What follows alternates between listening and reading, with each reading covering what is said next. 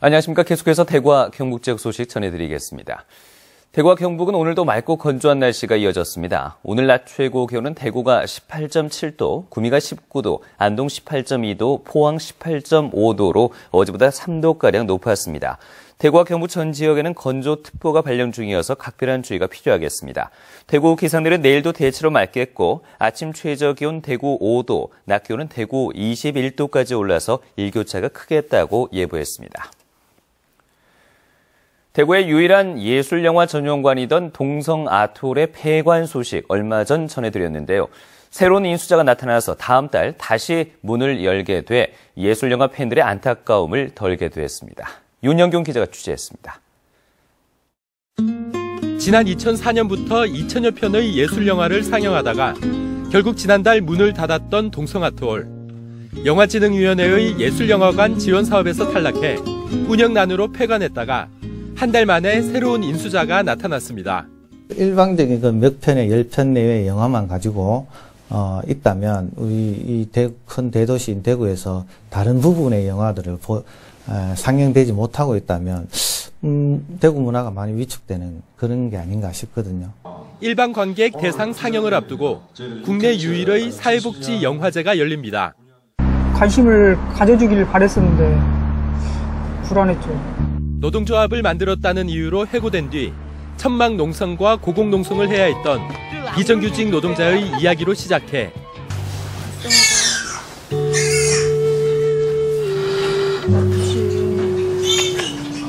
돼지와 사랑에 빠져 더 이상 돈가스를 먹을 수 없는 여성 영화감독과 육식파 남편, 그 사이에 낀 아들의 이야기를 다룬 폐막작까지 베를린 국제영화제를 포함해 국내외 각종 영화제에 출품됐던 다양한 시각의 영화 15편을 무료로 볼 수 있습니다.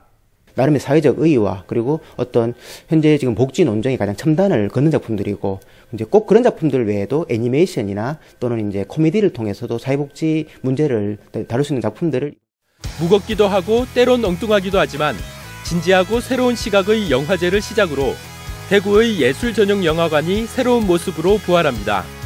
MBC 뉴스 윤용균입니다.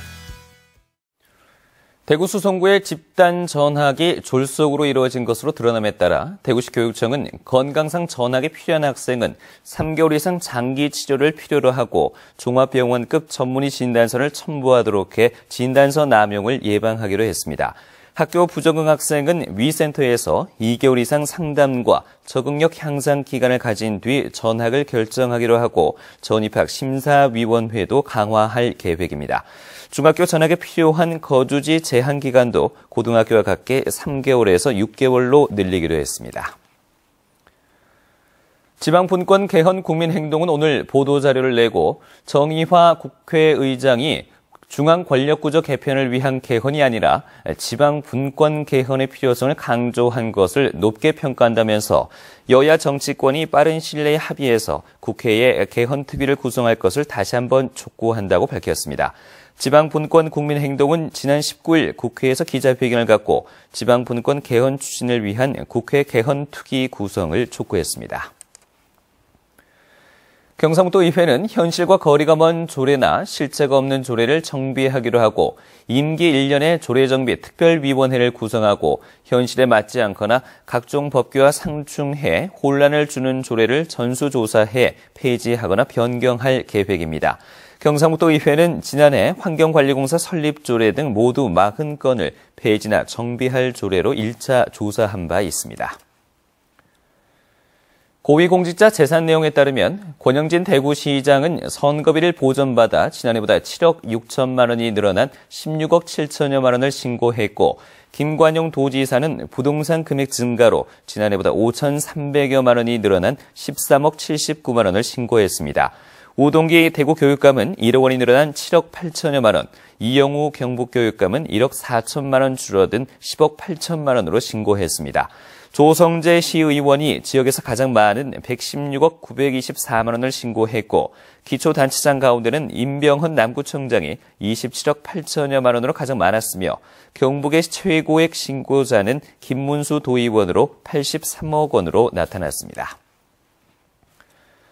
문경 세계군인체육대회가 6개월 앞으로 다가왔지만 대회 운영에 필요한 지방비 분담액이 아직 확정되지 않아서 자칫 대회가 차질을 빚지 않을까 우려되고 있습니다. 조동진 기자가 보도합니다.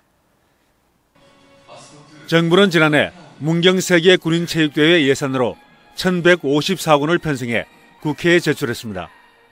국회 심의 과정에서 예산은 늘어나 1,654억 원으로 최종 확정됐습니다. 정부가 사업비의 50%를 국비로 충당하고 경상북도와 문경시가 30%를 지방비로 분담하며 20%는 토토기금이나 로얄티, 입장료, 스폰서 등 외부 수익금으로 충당합니다. 이에 따라 지방비 분담액 496억 원 가운데 경상북도는 70%인 347억 원, 문경시가 나머지 149억 원을 분담해야 합니다. 문제는 국회 심의 과정에서 전체 예산이 늘어나고 부담액이 동시에 증가하면서 경상북도의 고민이 깊어졌습니다. 경상북도는 당초 국회에 제출된 예산을 기준으로 지방비를 분담하겠다고 대회 조직위에 제안해 놓고 있습니다. 그렇게 되면 경상북도의 부담액은 100억 원 정도 줄어들게 됩니다. 대회 조직위는 지방비가 줄어들면 국비나 외부 수익금을 증액해야 하기 때문에 도의 제안을 수용하지 않고 있습니다. 시에 부담 내려온 금액은 전부 다 출연할 계획입니다. 다만 지금 도비 부담금은 조직위하고 도하고 지금 협의 중에 있는 걸로 알고 있습니다. 이 문제가 잘 해결되면 아마 대회가 성공적으로 치러지지 않나 그렇게 생각합니다. 지방비 분담금을 놓고 조직위와 경상북도가 신경전을 벌이자 문경시만 곤혹스러워하고 있습니다. 문경 세계 군인 체육대회는 오는 10월 2일 이곳에서 개막됩니다. 성공적인 대회 개최는 누구나 공감하는 일인 만큼 이제는 중지를 모아야 할 때입니다. MBC 뉴스 조동진입니다. 2015 타이어뱅크 프로야구 개막 경기가 이번 주 토요일 오후 2시 전국 5개 야구장에서 동시에 펼쳐집니다. 지난 시즌 우승팀인 삼성 라이온즈는 대구 시민운동장에서 SK를 상대로 개막 2연전을 펼치는 가운데 개막전 선발로 삼성은 피가로를, SK는 베나트를 각각 예고했습니다.